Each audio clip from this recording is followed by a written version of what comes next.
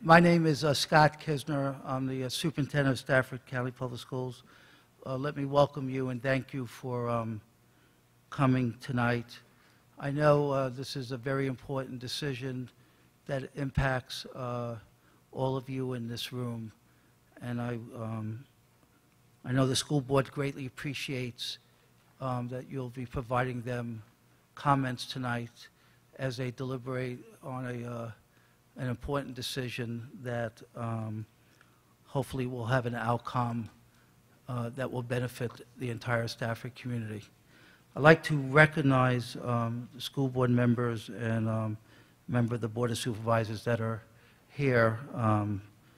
Ms. Patricia Healy, who's the school board chair, Ms. Holly Hazard, Ms. Irene Egan, she'll be coming in, Ms. Jamie Decatur. Oh, she's here. Not only she's coming in, she's here. Ms. Pamela Young, and I know one other board member will be joining us soon, Mr. Dwayne McCosker, and I do want to thank Supervisor Jack Cavalier for being here tonight. So how we're going to do it is we're going to give about a 10 to 15-minute presentation on the two plans that the school board has decided to move forward for the public hearings, and then our school board chair will address the audience on the format for tonight. So I'd like to introduce Mr. Matt Townsend, who's our supervisor of planning and GIS, and he will review the two plans.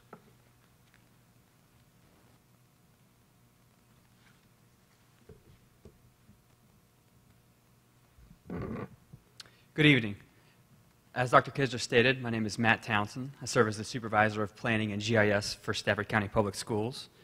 I'm going to kick the meeting off tonight with a brief presentation overviewing the two plans that the board selected and voted on to bring forward to the community for the purposes of receiving your feedback via public hearing. I'll start off reviewing the timeline, discussing where we have been and where we are going. And then I will review plans E21 and E22. After that, I'll turn it over to the public hearing component of the meeting. Where we've been. Since the redistricting process kicked off in mid-November, we've had one community meeting where the consultants discussed the current state of our elementary schools and reviewed the need to redistrict. There have been 3 town hall meetings where the consultants brought their then proposed boundary plans for discussion and community questions and answers. And then there were a total of 6 so far, if my count is correct, school board work sessions where the school board discussed and deliberated matters regarding this redistricting. Where we're going, so the path forward, we have 2 public hearings. The first is occurring right now, and the next one is tomorrow at Stafford High School, beginning at the same time, 6:30 p.m. There is a scheduled work session next Thursday, March 21st, beginning at 6 o'clock in the Professional Development Center in the Central Office Complex, room 14. And at the March 26th school board meeting, the school board is scheduled to vote on a boundary plan to take effect for the 2019-2020 school year. I'm going to briefly review Plan E21 and touch on some areas that are being proposed for reassignment. I just want to stress that this is just an overview. It is not an exhaustive look at these two plans. Just for the sake of brevity, so we can move on to the public comment section. An area to note, or an emphasis to note, is these maps are hung in the lobby for your viewing, as well as the large format file posted on the website, so you can zoom in and dive down specifically to your exact area and to increase the level of detail. So here we have the northern areas of the proposed Plan E21. The shading represents the proposed boundaries. The red line represents the current boundaries, and the black and red flag represents the school locations themselves. I'm going to read from my notes here just to make sure I don't get this incorrect. We're going to work our way across the county from west to east and just briefly touch on areas that are being proposed for reassignment. And again, this is not exhaustive. This is just an overview. All right, so from Rock Hill alleviates Brent by receiving neighborhoods such as Millbrook, Hidden Lake, Crown Manor, Roseville Plantation, and County Wood Estates. Garrisonville receives Arbor Glen and Marshall Estates from Winding Creek. Brent receives part of Rolling Meadows and homes along Mountain View Road from Winding Creek. Barrett relieves Park Ridge Elementary School along the 610 corridor, receiving subdivisions such as Meadowwood Village, Elizabeth Park, and Cabin Creekwood. Park Ridge gains Embry Mill. Winding Creek gains Courthouse Square and part of Stafford Oaks from Burns. Burns receives Carriage Point, Villages of Aquia, and Forest and Woods. Hampton Oaks receives an additional piece of the Hampton Oaks neighborhood in Aquia Harbor. Moncure receives Foxwood Village, Wood Stream, Potomac Hills, Port Aquia, Hills of Aquia, Aquia Town Center Apartments, Lakewood Apartments, Holly Mead, Arbor Grove Apartments, Spring Hill Townhouses, and Courts at Stafford. And those are all pretty much right along this area right here. Widewater and Stafford Elementary Schools do not gain areas. For the southern areas, we'll work our way from east to west, starting at Grafton Village. Grafton Village gains areas along Brook Road, south of the Andrew Chapel intersection, including Bexley Manor and Mount Hope Estates, as well as Potomac Run Farm. Ferry Farm gains Kendallwood East, Kendallwood Estates, Little Falls Village, Holly Ridge, Brookfield Hills, and Towering Oak Estates in this area. Falmouth gains Sunnyside, which is here, as well as the villages at England Run, and England Run townhouses in this area. Rocky Run gains the townhomes of England Run North and England Run Apartments, right there and right there. And lastly, Hartwood gains England Run North, located there.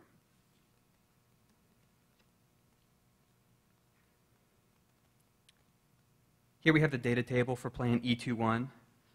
This is part of the packet that's been posted on the website, and this will be posted again as part of this presentation.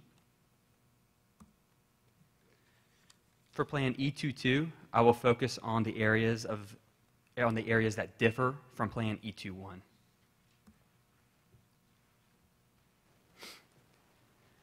The pink highlighted area in this map shows the proposed Hampton Oaks Elementary School in Plan E22 that was proposed for Moncure in Plan E21. And then the yellow area represents areas proposed for assignment to Moncure Elementary School under Plan E22, whereas in Plan E21 they were proposed for Hampton Oaks. Just to review those in detail here. So this is the areas of difference between the plans. We have Potomac Hills, Port Aquia, Woodstream, Lakewood Apartments, Holly Mead, Courts at Stafford, and Aquia Town Center Apartments, right there, as well as Spring Hill Townhouses and Arbor Grove Apartments. Those are being proposed under Plan E22 to attend Hampton Oaks Elementary School. Conversely, we have this area in yellow, which is Aquia Harbor. They are proposed to attend Moncure in Plan E22.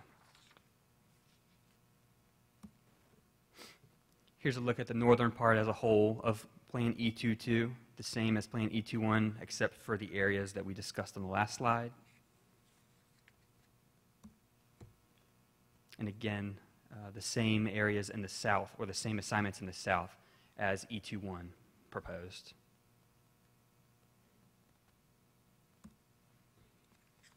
Here we have the data table associated with Plan E22, which we'll skip by quickly because it's already on the website as part of the E22 packet, and again, it will be posted as part of this presentation.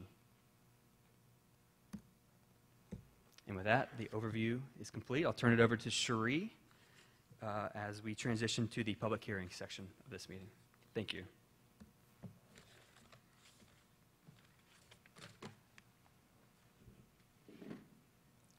Yes, school board members, if you go ahead and take a seat. Good evening. My name is Cherie Johnson. I'm the Director of Strategic Communication and Community Engagement.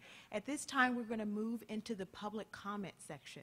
So if you are interested in speaking, if you would please make your way up to either microphone. We have 2 microphones up front, and please begin to make a line. Make sure that you fill out the card. Many of you may have picked up a card at the front, an index card. It has your name and address on it. We have 2 members of the communication team that'll be up front with manila envelopes to take those cards from you, if you would. So if you'll begin to make your way and make a line, and we'll begin. And I'm going to turn it over to Ms. Healy right now to go over the rules of the public hearing. Ms. Healy.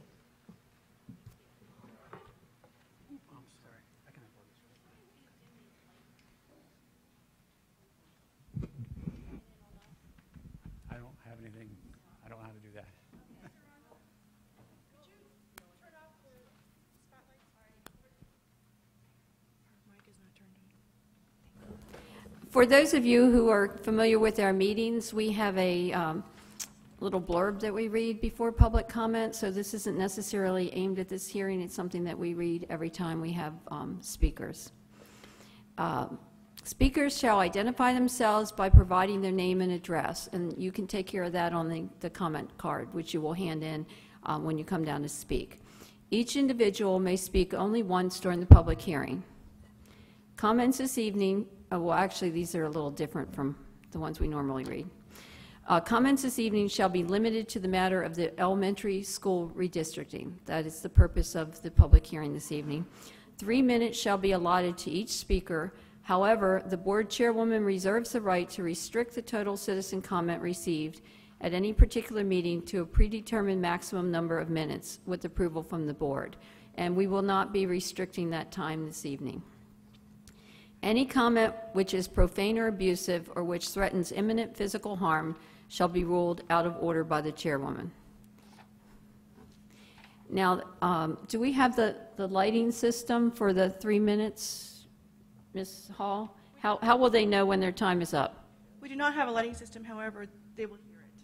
They will hear the buzzer go off. There will be a buzzer, and because we expect that there will be a number of speakers, you will need to end your comments when the buzzer goes off. But if you wish to hand in your comments, you can give them to the clerk after you speak. And we will be having another of these meetings tomorrow night at Stafford High School, 6:30. All right, so let's get started with the first speaker. We've got 2 in line over here, so. Hello, Rachel Miller from the Garrisonville District, Embry Mill. Good evening. Again, I'm here tonight to stress the importance of my neighborhood's plans of small changes that we have asked to be put into effect for the 2 current plans. The current plans have our children, in the county shifted north to Garrisonville Elementary and Barry Elementary. This is enabled to relieve some space at the southern parts of the southern schools. With the current plans in place, Garrisonville is going to open up next year at 68.99% capacity, and it drops to 66.86 in the year 2023-2024. Barrett is opening up at 80.33% capacity and is predicted to drop to 76.71 in that year, 2023-2024. So both schools are dropping in attendance over time. As schools continue to rise here in the south, more redistricting is going to have to happen, and they're going to have to be pushed north further. So more redistricting, because we all know there is no new school going to happen until we're at capacity, at least a lot closer than Garrisonville and Barrett are going to be at. These are communities that are being moved from Margaret Brent to Garrisonville, but barely anyone's being moved to Margaret Brent. So that is allowing Margaret Brent to open up next year, at 69.27% capacity, and it's predicted to rise very slowly to 74.54% of in the year 2023-2024. I don't know if like North Augustine, for instance, might not know that, but that is what the predictions are for the two current plans. Meanwhile, we have Embry Mill Phase 1 driving 4 miles to Park Ridge Elementary School in the two plans that are currently on the table through other attendance zones to include Autumn Ridge. Park Ridge is the 5th closest school to our neighborhood. We also will be the only neighborhood to move on to Colonial Forge one day. Our kids are going to leave all their friends behind. To add to it, Park Ridge Elementary is going to be overcrowded again in 6 years. So another shift north to those northern schools. Here's some facts about Augustine North, which is an amazing community here in Stafford, as everybody knows. The neighborhood lies smack in the middle of Winding Creek and Margaret Brent Elementaries. They account for about 68 children now and are projected to be 85 children in the year 2022-2023 school year. They're currently also zoned for Rodney Thompson Middle School and Colonial Forge High School. Here are some facts about Margaret Brent Elementary, an amazing school here in Stafford. Margaret Brent is going to need some students if we're going to level out some capacity. They're also top rated on greatschools.org, and any neighborhood would really be lucky to be there. Margaret Brent also feeds into Rodney Thompson Middle School, where Augustine North is zoned anyways. I have full faith that Augustine North community and their representative and all the representatives care about this county as a whole, as I do. I trust that they want the best. What I'm proposing is what's the best for the county as a whole, and the numbers and facts back of it. Please consider these tweaks, please.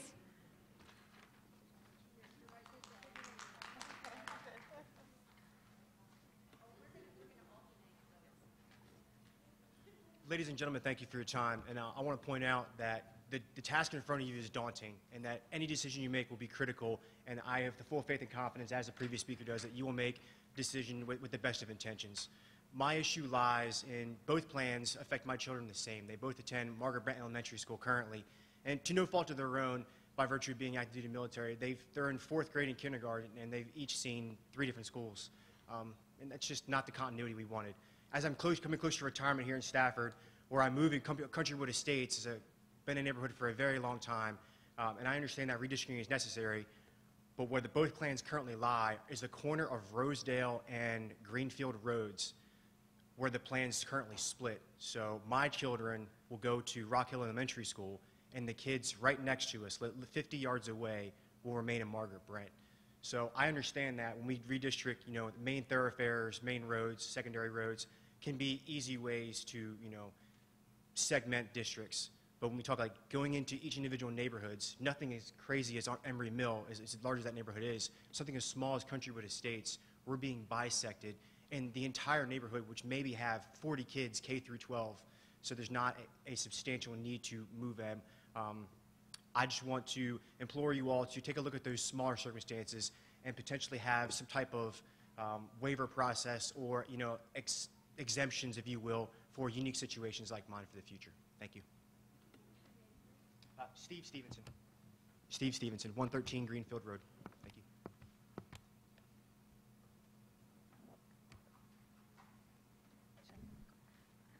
My name is Christina Beltran, and I live in Embry Mill Phase 1.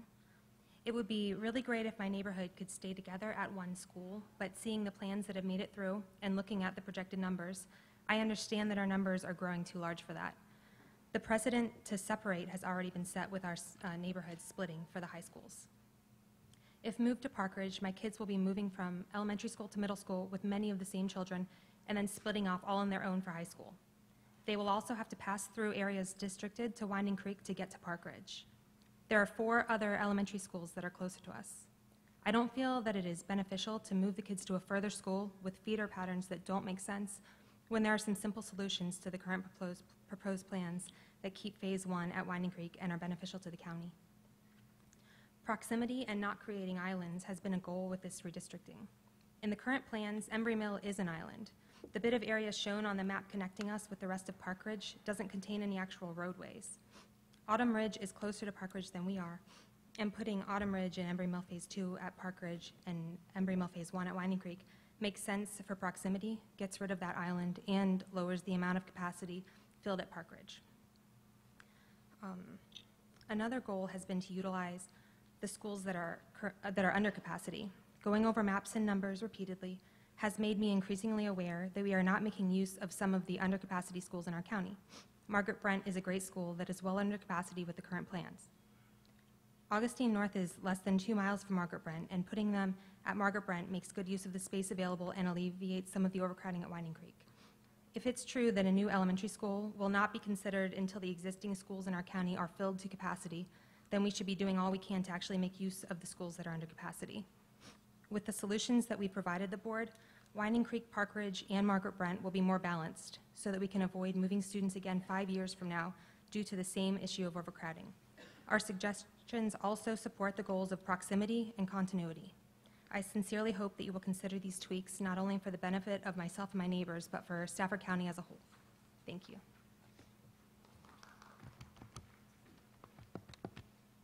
Yes, my name is Elizabeth Smalley. I live at 66 White Pine Circle, apartment 203, in Aquia Terrace Apartments, which is a non-Section 8, non-income restricted apartment complex off of Forest and Woods, one of the only ones that goes to Moncure at this time. Carriage Point is the one that is directly next to us, but they are all Section 8 or privately owned. One of the concerns that I have with us going to Anthony Burns in both plans is the fact that the children would be bused down Route 1 and through the Courthouse Road HOV construction site. Our children right now are getting home anywhere between 4:30 p.m. and 4:15 as one of the last buses that comes out of Moncure Elementary. Going to Anthony Burns, I have the serious concern that of the 31 plus children that get off at Carriage Point down the road and the 33 to 42 children that live in Aquia Terrace, we are going to be waiting for our children at 5 p.m. to get off the bus. These are also the children that, due to backups on Route 1 from any traffic incident on 95, are already becoming late to school. And on at least one occasion with one incident that has happened on Route 1, they have been bused past a dead body. I would like them to stay with the children because my apartment building backs up directly to the backyard of Aquia Harbor. Those children play with Aquia Harbor. They have gone to Moncure since they were in kindergarten. I have a 5th grader and a 3rd grader. I've already moved once to keep my child at Moncure, but knowing that all these other kids that can't switch to be going to a school that they don't want to go to, even Hampton Oaks would be better for them because it would be closer. Going to Anthony Burns, they would be bused past Stafford Elementary and then go across 95 just to get to Anthony Burns. Going to Hampton Oaks, although they would be a little closer, it just makes it a lot harder for these kids. The other concern I have is that my children are very musically inclined, and looking at Anthony Burns, they do not have a chorus program, they do not have a ukulele club, they do not have a drum group. I have not seen any drama program, nor have I seen a lot of the after-school activities that my children and several others that are in that complex are involved with. One of the other little things that I would like to point out is that at least 3 of the children that are in Carriage Point are the tour ambassadors that have been touring Moncure through the entire building process, and they would not be allowed to go to that school. Those children would already be heartbroken, and they have already made it clear that they would be absolutely heartbroken after seeing the inside of the school and giving their input to the rebuilding of Moncure, that they're going to Anthony Burns.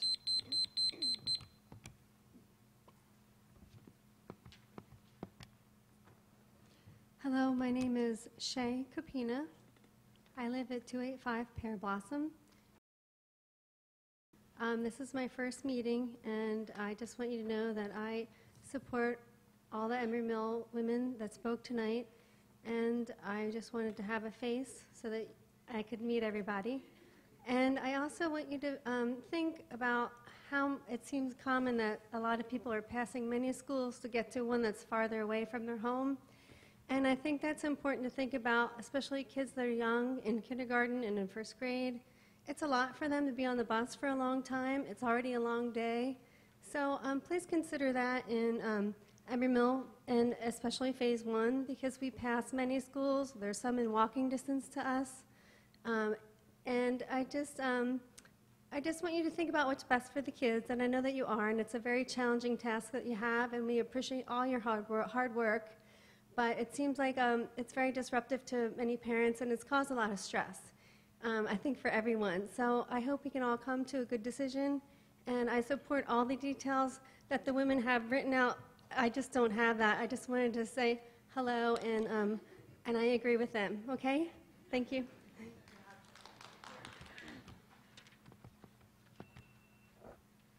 Hi, my name is Rachel Johnson. I live in Eastern View across from the high school. You all know me. I've been advocating for fixing feeder patterns for my children and for making improvements to my kids' school for the past 5 years. These schools are extra important to my husband and myself because we actually attended them ourselves. My husband even had the pleasure of being redistricted from Moncure, then to Garrisonville, and finally to Park Ridge. I'd like to reassure you it didn't screw him up, but actually it probably explains a lot. It's been obvious the board has not intended to address feeder patterns through the middle school fiasco, the high school redistricting last year, and now again through the elementary redistricting. I think things have actually been made worse for a lot of people. What I'm asking is, if not now, then when this is over, make it a priority to address these small groups of kids with very few children who move with them. My kids are one of roughly 16 kids who go from A.G. Wright here to North. I have a friend who wanted to be here but had a sick child whose children are one of roughly 7 that go from Garrisonville to Rodney Thompson. In a growing county, I understand feeder patterns can't be perfect, but they can surely be better. Maybe when looking at the transfer policy, you could add a social hardship clause that allows for children who are part of a feeder pattern below some set number or percentage of children to apply to transfer. It obviously affects every child and family differently, and every situation is unique. This, of course, only works if any middle school on the north end of the county were open to transfers, which they're not. Since they're not, maybe building a larger capacity elementary in Embry Mill, as was planned, and expanding A.G. Wright into Garrisonville could give the north end room to grow and transfers the flexibility to happen. My last thought is to express my frustration for leaving Garrisonville way under capacity. Margaret, Brent, Rock Hill, and Garrisonville are walkable to one another. Yet after this redistricting, their free and reduced lunch rates are 20% apart from one school to the other. The explanation I was given is that kids are being sent to the closest schools. Rather than fix some of the socioeconomic disparities, the school board chose to move the least amount of people, rather than to actually make each school as good and well-equipped as it can be for its students. I know at previous meetings the plan was to address some of these disparities in the dense north, but I don't think it was done. Our kids deserve better. Every child in this county deserves to go to a school that is best equipped, that they can live up to their potential. Use our schools. Use Brent, use Garrisonville. Kids have to move. We can't have schools down to 60% capacity in 4 years, or we'll be back here. Thank you.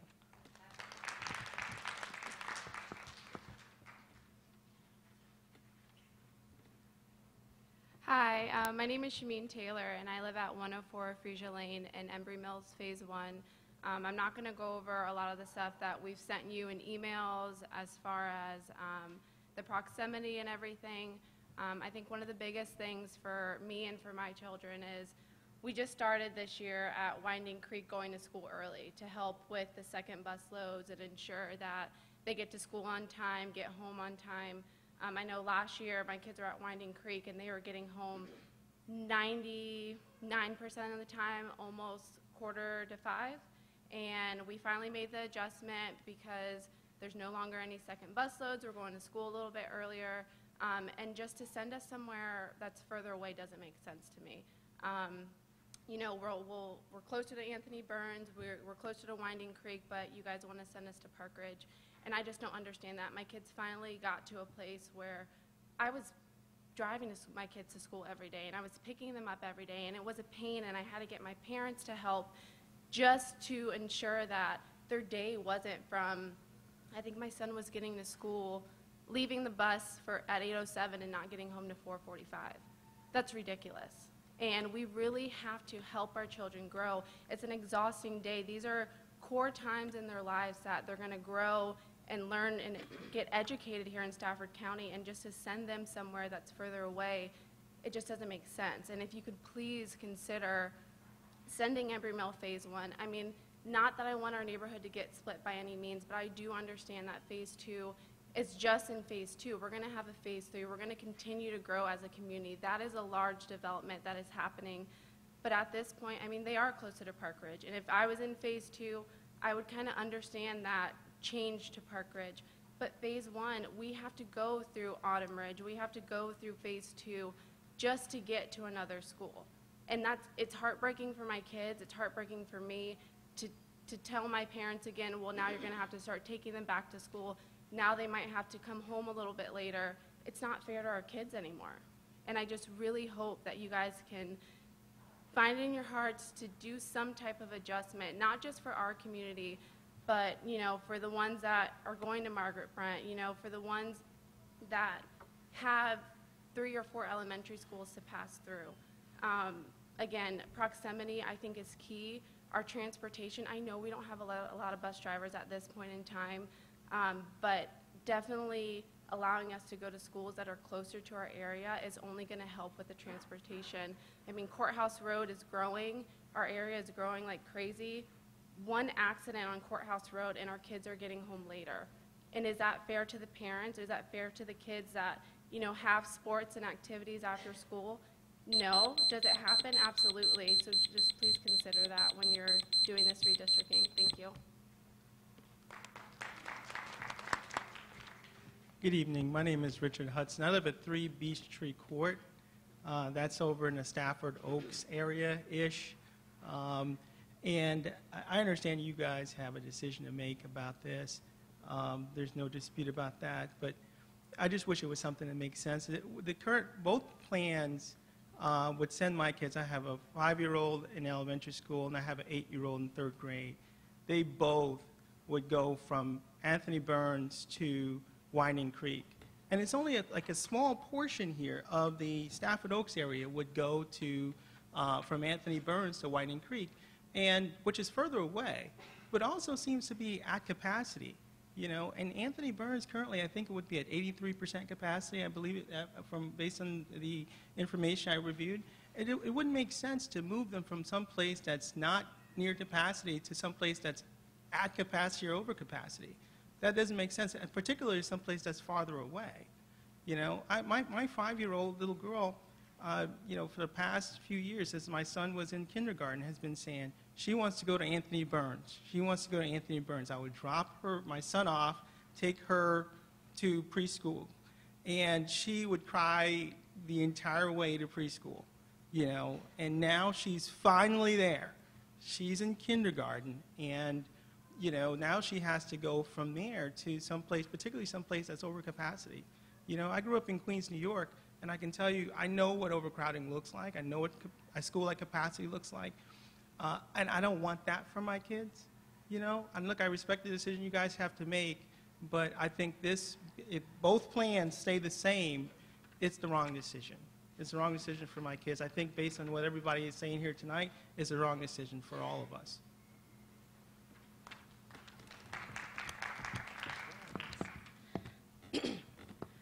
I'm sorry, I'm getting over a cold. I'm Maya Guy from Aquia Harbor, and as a private citizen, I just wanted to come and say that I know this totally sucks for everyone. I want to make everybody happy because all their pleas are so impassioned and everyone loves their kids. I've been here for years. I don't even know what number redistricting this is. I know how hard it is. You guys have listened. You've taken your licks. You have heard me be so critical. I've talked to 6 of you guys up there.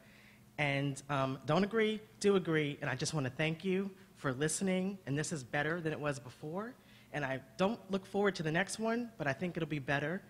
I think you guys are playing nice together a little bit. Last night was a little bit like, but I think you guys are doing much better, and it makes me feel better.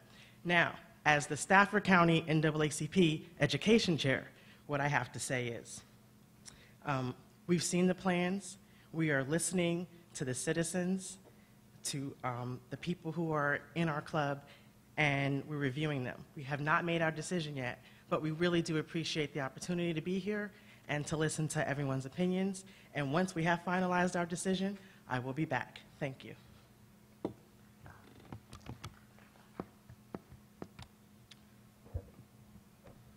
Hello, my name is Sean Hawkins. I live at 125 Mount Hope Church Road in Stafford. I'm here today to ask you, please don't move Mount Hope Estates to Grafton Village Elementary School. We are right on the edge in both of your plans. So leaving us at Stafford Elementary School would not be a huge lift for you. It's just like moving down and putting our street back with Stafford where we currently are districted. There's not a lot of children that live in Mount Hope Estates that are elementary school age, so this really shouldn't have a huge impact on your numbers anyway. However, if you do displace us to Grafton Village, it would cause great hardship on my family and other families that live on my street. First of all, Grafton Village Elementary feeds into Dixon Smith, and we are still districted for Stafford Middle. So my children would go down there and have to make new friends, and then basically none of those friends will move on with them when they go to Stafford Middle School. Logistical issues also for families. So next year, I will have a third grader who's going to be displaced to Grafton Village. My fifth grader, because of the grandfather clause, will be allowed to stay. He'll be in fifth grade next year, so he'll be at Stafford Elementary. My other child will be at Stafford Middle, and my fourth child will be at Brook Point High School, but she still can't drive yet, so we're going to have 4 children in 4 different schools. And that almost seems kind of ridiculous logistically for us to even, plan things after work as a family, getting kids to after-school activities and childcare and those types of things. I commute to D.C.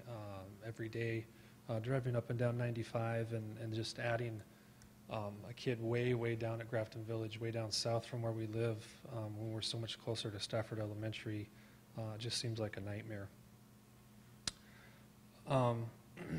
Also, driving down Brook Road is kind of a mess. That road's been closed for a few months now. I'm not sure when it is going to reopen. That's a dangerous road as well. To drive down that road, it floods down there by the swamp at times. Maybe they're doing some work to try to fix that. I was hoping they would get 2 lanes each direction down there like Route 1, but it's only going to be 1 lane each way still. So just that commute all the way down that direction instead of having us just go right up Andrew Chapel over to Stafford Elementary is going to cause a lot of difficulty as well for us. If for some reason with the numbers you can't find a way to just pull us back into Stafford Elementary District, hopefully you'll reconsider your grandfather clause and allow siblings of a grandfathered child to at least stay for another year at the elementary school they're currently at. And then again with transfers, with the numbers going where they're going to be, Stafford Elementary is going to be at 88, 91, and 92% capacity for the next 3 years. So hopefully you don't close that elementary school to transfers like some other schools are closed to transfers. So I appreciate your consideration. We're very small in numbers. That's probably why you haven't heard from us much, but thank you.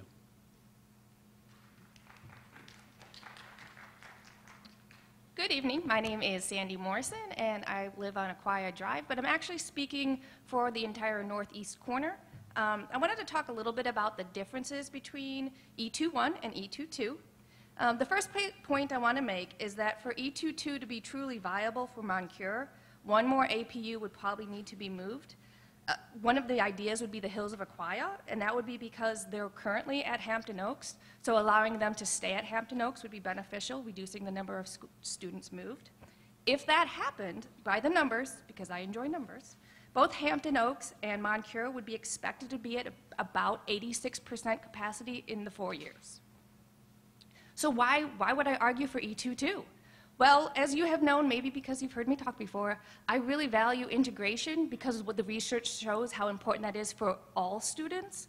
And if that was to happen, E22 would end up having the disparity between those 2 bordering schools at about 7%. E21 currently would have it at about 30%. That is a huge difference between 2 schools that are touching each other. Similarly, for the minority composition differences, by E21, the difference would be a 36% difference, but with E22, a 4% difference. So we have 2 schools that are right next to each other that would be much more similar in composition, both economically and racially, which again we know is better for students across the board. Other benefits, approximately 800 students who don't have to redistrict. I think that's really important. And some students currently are in APUs that will be redistricted for the 3rd time in 5 years. That means if they were in kindergarten, they are now going to 5th grade in the 3rd school. that's unnecessary and easily remedied. So I recommend that you really take another look at E22 and consider moving Hills of Aquia back to Hampton Oaks. Thank you. Also, I have charts in case you want them.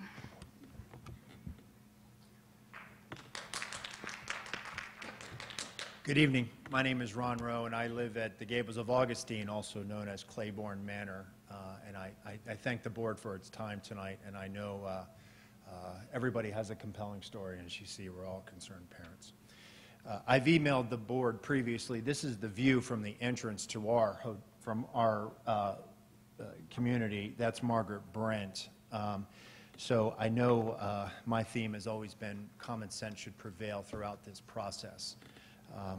We're a small community of just 25 homes, but all of our children, most of them, are elementary school aged. And it just seems a difficult decision for the members, because I know everybody is concerned about driving past the school where they currently attend. In their situation, we are a matter of feet away from the front door of the school. And if there would be any consideration to putting our children on buses and driving them past the school, which would they had known, just doesn't line up with common sense. So I would just ask the board that, as everybody's story is compelling, proximity is something that is key. It's something that I'm concerned about, and I'm also a homeowner association board member, and my members who have children who attend Margaret Brent, we're all concerned about this, as are my fellow parents in the room. So I thank the board for its consideration on this. Proximity is key, common sense is key, and I don't envy your position right now, having to strike a balance, because it's a difficult decision. Thank you.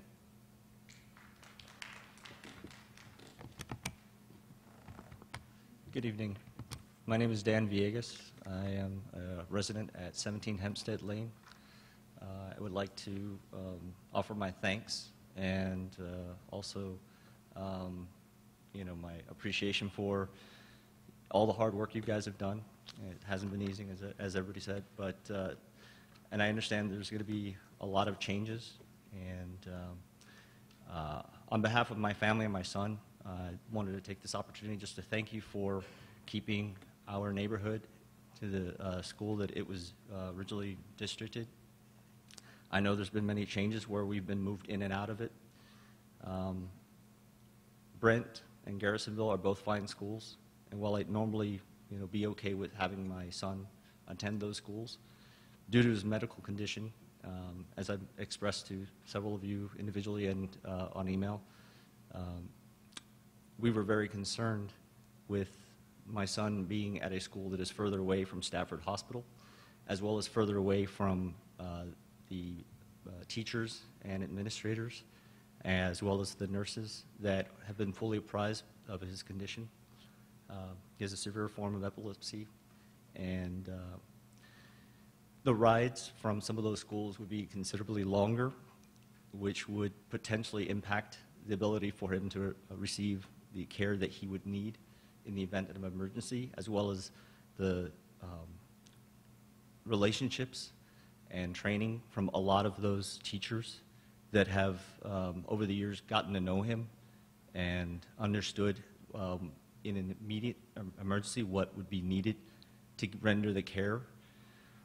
We have an emergency 509 action plan, and so we are very grateful for all the hard work you've done in adjusting these plans, both plans, to keep my son attending Winding Creek and keeping our section of Augustine North attending Winding Creek.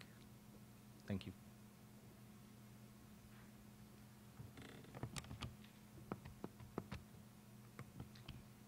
Good evening, Dr. Kisner and School Board. I'm Kelly O'Connor at 1009 Columbus Drive.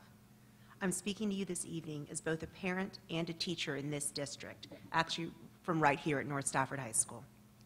In choosing between these two plans, I would like to impress upon the school board the importance of school culture. As a classroom educator for nearly 20 years in multiple states in various schools, I've had opportunity to work in many schools.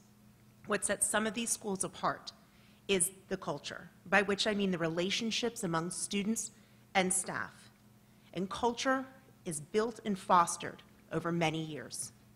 I'm very lucky to work in a building with a positive culture, and we are a district with wonderful elementary schools whose culture has been carefully groomed by staff. However, school culture will be significantly impacted by movement of students.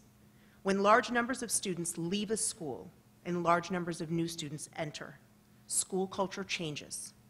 While we always welcome new students in our rooms and building, welcoming hundreds of new students is an entirely different task. When new students do not know the layout of a building or who staff members are, typically we can rely on classmates to help them. But when the majority of students are new to the building, the entire student body must be acclimated to the school's culture. In order to regain an appropriate level of trust and comfort that a school has come to know, it will take years. I strongly encourage you to consider the impacts on school culture when you make this decision. Plan E2-2 moves significantly fewer students than Plan E2-1, approximately 800 fewer. Therefore, I believe it is the better choice, and I hope you agree. Thank you.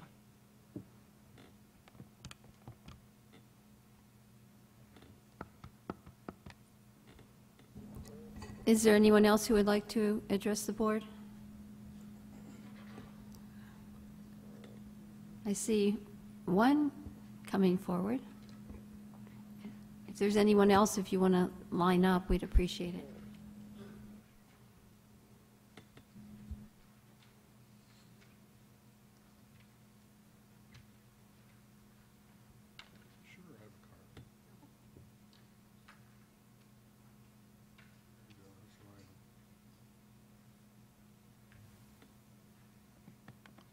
Paul Waldowski, 8 Pickett Lane. Wow, good to see you again. I saw you yesterday. Just so you all know, common sense is not common in the Commonwealth, so don't even go there. But hello, I do agree with the women from Embry Mill. I thought that was a good line. Just for all of you who don't really understand redistricting, the 2020 census forces redistricting in every county. The audacity of doing it 3 times in 5 years, and especially the family who has 4 kids in 4 schools. I don't know who you're hiring, but their projections are not even close. If you listen to the last speaker, if there's a disparity of 800 students, then obviously plan, whatever you call it, is not really a good plan. Just to remind you all that the county has grown in population every 20 years since 1960. And in 2020, it would have to be 185,000 people, which is not going to happen, because there's 55 square miles of Quantico, and that leaves only 225 square miles. Now, if you agreed with me, then one of us would be wrong, because I don't agree with any of your redistricting aspects. I've told you before to hire someone who has an operations research background, who will give you a topology, who knows integer programming, because people are not 1.1 or 1.7. They're all human beings. And then I heard something about the Peter something. Always remember Lady Justice wears a blindfold for 2 reasons: fairness and transparency. She doesn't wear a pirate's patch on the right eye to favor the left.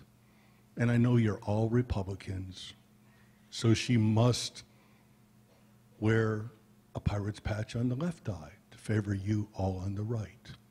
And I wish some of you goodwill in 2019, because remember, Election Day is 237 days away. Remember the email I sent you this morning? Have a good day.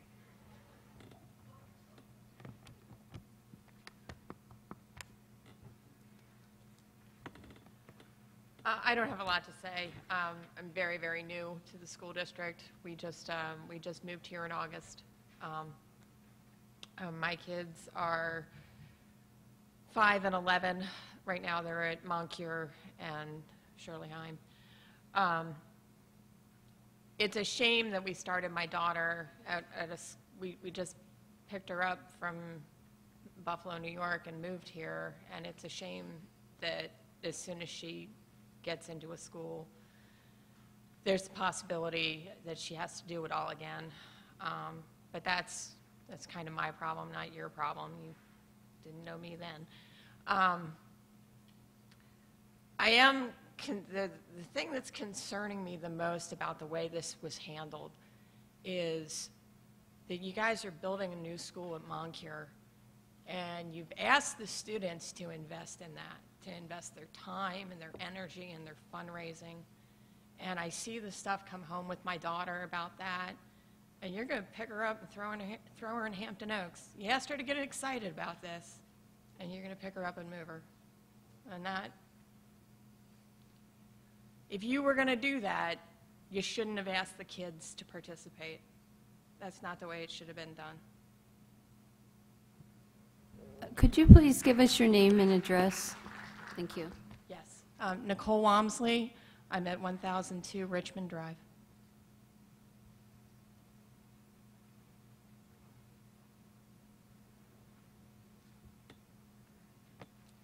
Good evening. Thank you for this opportunity. My name is Johanna Bargenholtz. I live on 37 Allegheny Drive. I'm from the neighborhood named Woodstream. And in one of your plans, the one named E22, I believe, we are in Little Island. And we have currently been an island for a few years, and I would strongly ask you to please reconsider that. We have been an island for a long time, and we really don't want to be an island again. So thank you for tonight.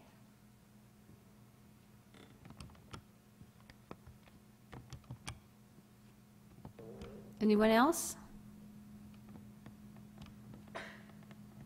All right, seeing none, we will close the public hearing, and we'll have another one tomorrow evening at Stafford High School, 6:30. We appreciate you coming. If you want to come again, you can come there as well. Thank you.